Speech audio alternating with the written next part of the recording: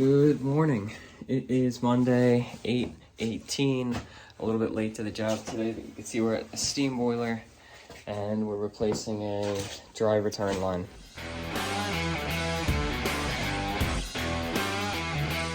So here is our boiler, and the homeowner already drained it out for us, which is very nice. He hooked up this PVC setup. But here's our line, and we're leaking right there. We need to make sure that when we press our new fittings in that we maintain good pitch, because it's a dry return, and comes all the way through this way. Goes through this stairwell right here, comes up, and this is the tricky part, because we're right behind the water meter. But we'll see what we can do with it. Originally I was going to press, but the press fittings did not come. Looks like we're going to see what happens when we spin this out. Take a look, see if this fitting is usable or if it should be replaced. Okay, we disconnected our union right here. Just pull it off the wall, and that's all the rusting and rotting from this line. So we'll clear that ledge out a little bit after we pull this pipe out. That way we could get kind of a smooth surface for our new piping. Okay, so we're working on pulling this through, banging it through, and you could see all that rippling. That's just rotting in the pipe, and all that debris that's in here is just rot from the pipe. So probably, I would think it may have been leaking for a while before they noticed, but I don't know.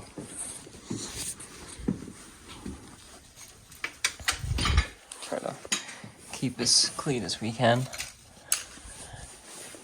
and we hopefully can go through this window here with our new lengths. And we're just putting it through the window now, but this has definitely been leaking for a while. So there's some big holes. So far it's going very well. We were a little bit late this morning because some of the fittings from the supply house had not arrived. And somebody thought that they did when we were scheduling. But so I stopped at the supply house to grab some threaded fittings, even though we're using Mega Press, and see if we could work around it in any way. But that really saved us being able to pull that 1-inch nipple out of that 90.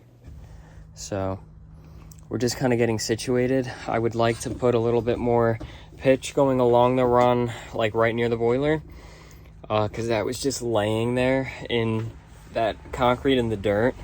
So I'd rather have that a little bit higher so it's not laying there. And he said, perfect, let's do it that way, the homeowner. So just getting everything ready for that.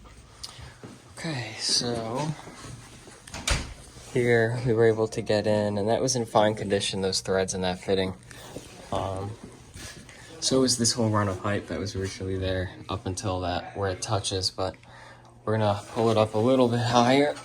I notched out the stairs higher, that way we could keep some more pitch coming across here as much as we can. It's tough because of how long it is, and we can only go so high through the staircase, but just something is better than nothing. And then we'll work on connecting up there. That length is gonna go, and that 1-inch is probably gonna go at that Hartford loop, or before the Hartford loop. But we'll see what we do here. Around the back. Yeah, so you should be able to get the machine in there. I'll pull on it, put it in there. Yeah, and so you want to make sure that the It's in the middle. Yeah. But I'll pull on it, you just worry about getting the jaw on there. Okay, center the jaw a little more. Yeah, I see that. You should be That's okay. good. Yeah. Right? Yep, just press and hold. Press and hold.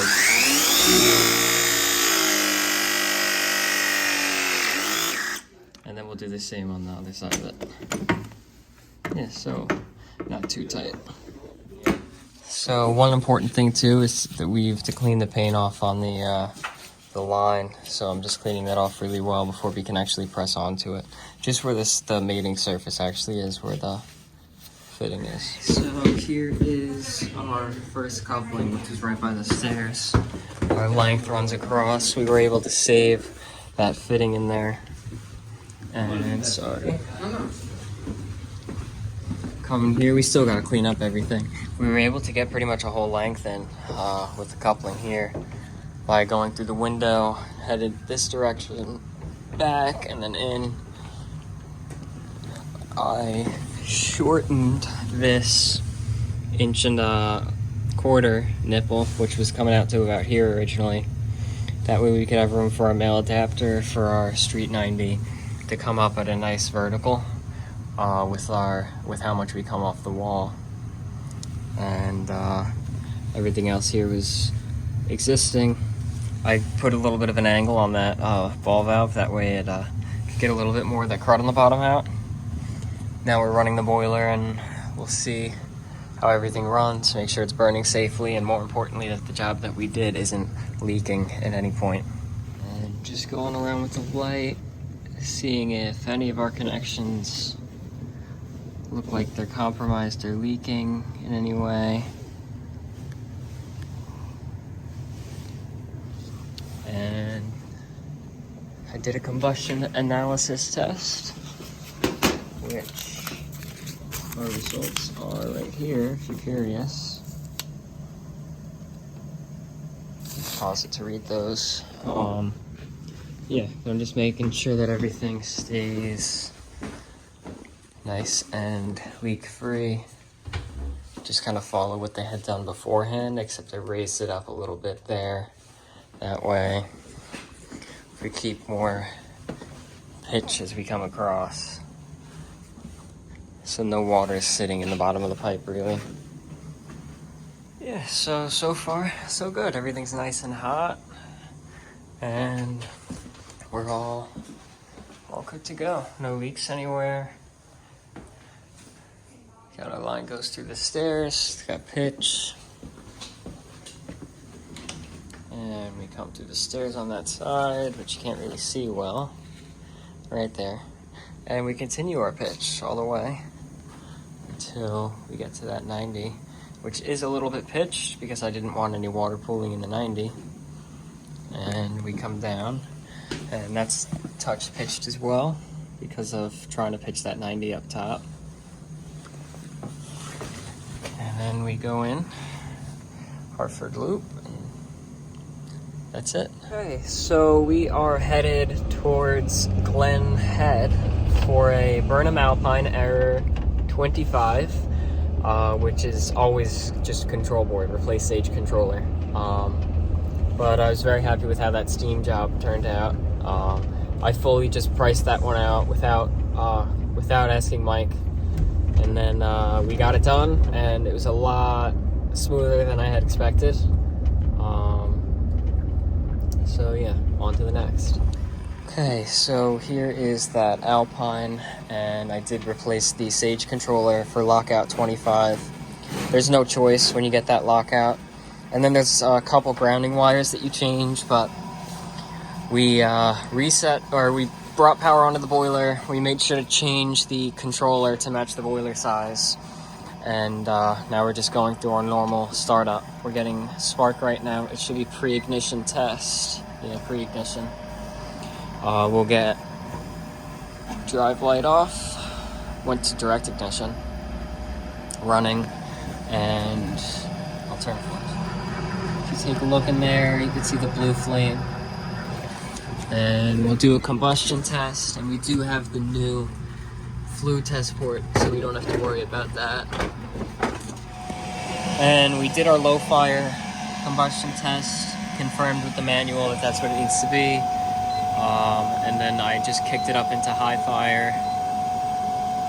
You could hear that blower getting a little bit noisy. Manual control, we're at 100%, and I'm just going to make sure that these are also within the range that they need to be in. Okay, so that was straightforward, just in and out. Lockout 25 is always going to be that control, at least so far. I checked power to make sure, but there's a couple wiring changes you have to do as far as grounding wires. homeowner found us through YouTube. He watched Mike. He wasn't familiar with me. He hadn't seen me in any of his videos, but I think he was very impressed that in 55 minutes we had the high and low fire combustions on, new control board done, monitoring supply and return temperatures, tested space heating, tested domestic hot water, pressure, expansion tank, things like that, which I really didn't show you, but it's like stuff like that. I'm just like, I just kind of notice it. Right. But like you wanna check things like the boiler pressure, make sure it's at 15.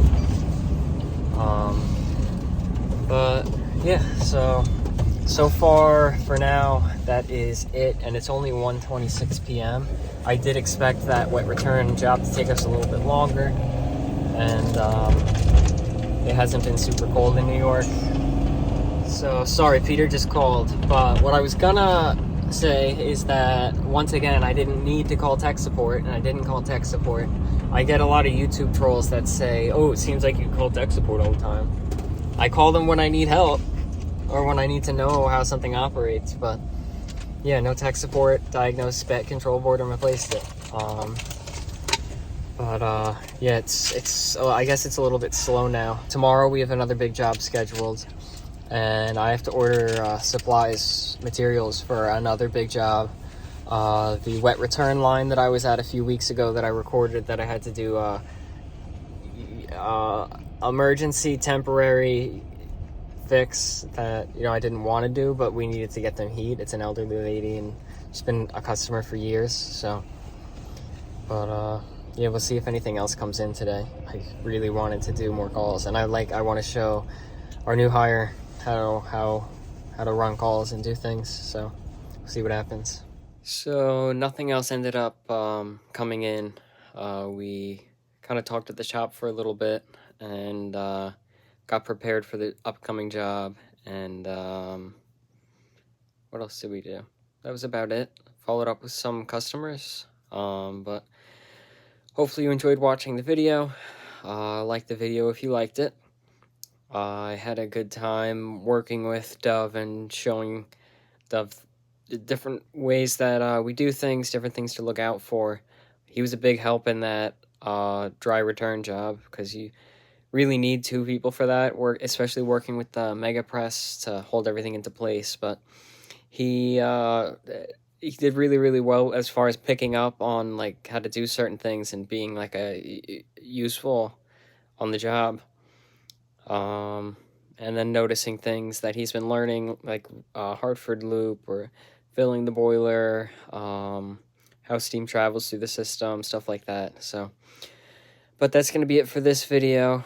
Comment any advice or criticisms or feedback, and subscribe. Thanks for watching.